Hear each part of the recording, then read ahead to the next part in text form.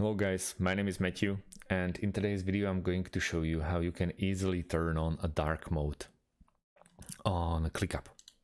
So first things first, obviously we have to log in into our workspace, as I did, and we need to focus on the left sidebar.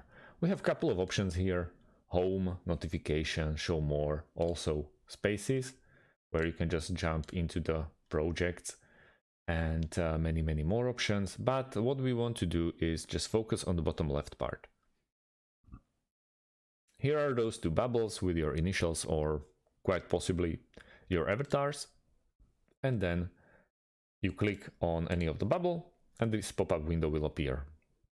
On the bottom right corner of this dark mode window, or sorry, of this pop-up window, we have a dark mode. All we have to do is just click on dark mode, and all of a sudden we are working inside of the dark mode.